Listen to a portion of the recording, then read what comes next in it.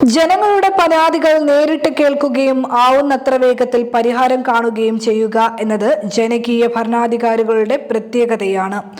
ഉദ്യോഗസ്ഥ സംവിധാനത്തിന്റെ വലിയ ശൃംഖലയുടെ നടപടിക്രമങ്ങളിലൂടെ കടന്നുപോകുന്നതിലൂടെ പരാതികൾക്ക് തീർപ്പാക്കുന്നതിന് വേഗം കുറവായിരിക്കും.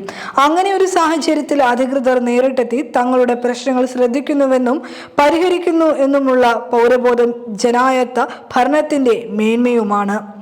അതുകൊണ്ടാണ് നടപടിക്രമങ്ങളുടെ നൂലാമാലകൾ പെട്ടെന്ന് അഴിച്ചെടുക്കുകയും സങ്കീർണമല്ലാത്ത പ്രശ്നങ്ങൾ അപ്പോൾ തന്നെ പരിഹരിക്കുകയും ചെയ്യുന്നതിന് പരാതി പരിഹാര അദാലത്തുകൾ എന്ന കാഴ്ചപ്പാട് രൂപപ്പെട്ടത്.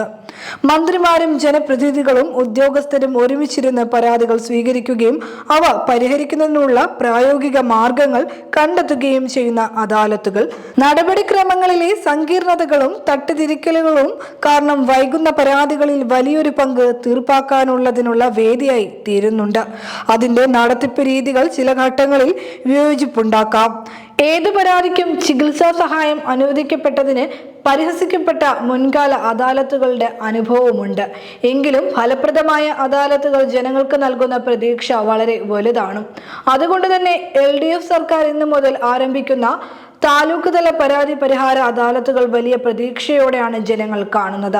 LDF തുടർ സർക്കാർ അധികാരത്തിലെത്തിയതിനു ശേഷമുള്ള മൂന്നാമത്തെയും താലൂക്ക് തലത്തിലുള്ള രണ്ടാമത്തെയും അദാലത്താണ് നടക്കാൻ പോകുന്നത്.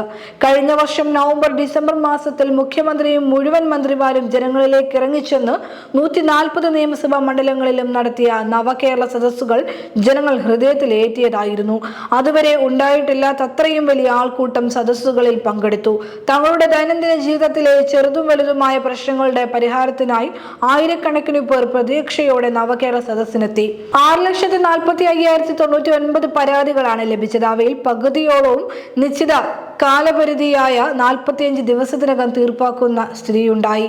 കുറച്ചധികം നടപടിക്രമങ്ങൾ ആവശ്യമായ അടക്കം 5,70,500-ത്തിലധികം പരാതികൾ ഇതിനകം പരിഹരിച്ചു കഴിഞ്ഞിട്ടുണ്ട്. അപേക്ഷകളിൽ ചിലത് പൊതുസ്വഭാവം ഉള്ളതായതിനാൽ വിഷയങ്ങളിൽ പൊതുവായ തീരുമാനങ്ങൾ എടുക്കേണ്ടതിനാലാണ് തീരുമാനം വൈകിയത്.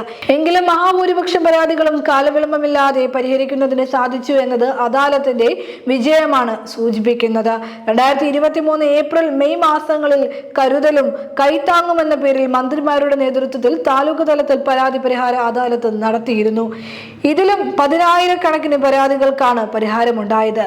ഈ ഒരു പശ്ചാത്തലത്തിലാണ് സംസ്ഥാന സർക്കാർ മന്ത്രിമാരുടെ നേതൃത്വത്തിൽ താലൂക്ക് അദാലത്തുകൾ ഒരിക്കൽ കൂടി സംഘടിപ്പിക്കുന്നത്. ഭൂമി സംബന്ധമായ വിവിധ പ്രശ്നങ്ങൾ, സർട്ടിഫിക്കറ്റുകൾ, ലൈസൻസുകൾ, കെട്ടിട നിർമ്മാണ ചട്ടങ്ങളുമായി ബന്ധപ്പെട്ടവ, വയോജന സംരക്ഷണം, പട്ടികജാതി പട്ടികവർഗ വിഭാഗ ആനുകൂല്യങ്ങൾ, ധനസഹായം, പെൻഷൻ, കാർഷിക മേഖലയുമായി ബന്ധപ്പെട്ട മറ്റു വിഷയങ്ങൾ, വ്യവസായ സംരംഭ അനുമതി, ആരോഗ്യ സ്ഥാപനങ്ങളുമായി ബന്ധപ്പെട്ട വിഷയങ്ങൾ, വന്യജീവി ആക്രമണം, നഷ്ടപരിഹാരം, തണ്ണീർത്തട സംരക്ഷണം, പ്രകൃതി ദുരന്ത നഷ്ടപരിഹാരം, ലൈഫ് മിഷൻ വായ്പ എഴുതിത്തള്ളൽ, മുഖ്യമന്ത്രിയുടെ ദുരിതാശ്വാസ നിധിയിൽ നിന്ന് സഹായത്തിനായുള്ള അപേക്ഷകൾ, റവന്യൂ റിക്കവറി, വായ്പാ തിരിച്ചടവിനുള്ള സാവകാശവും ഇളവുകളും തുടങ്ങി നിരവധി വിഷയങ്ങളിൽ മേലുള്ള പരാതികൾ അദാലത്തിൽ സ്വീകരിക്കുകയും പരിഹാരം കണ്ടെത്തുകയും ചെയ്യും.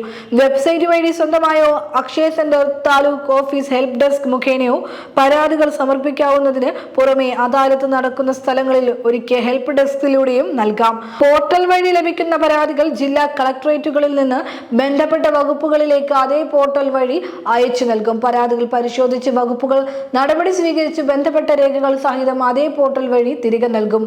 ജനുവരി 13 വരെ നീളുന്ന അദാലത്തിലേക്കായി 9,000-ഓളം പരാതികൾ ഇതിനകം തന്നെ ലഭിച്ചിട്ടുണ്ട്. അദാലത്തുകളെ ജനങ്ങൾ പ്രതീക്ഷയോടെയാണ് കാണുന്നത് എന്നാണ് ചുരുങ്ങിയ ദിവസങ്ങൾക്കകം ലഭിച്ച പരാതികളുടെ എണ്ണം സൂചിപ്പിക്കുന്നത്. നേരത്തെ നടത്തിയ അദാലത്തുകൾ ഫലപ്രദമായിരുന്നുവെന്നും ഇതിലൂടെ വ്യക്തമാകുന്നു.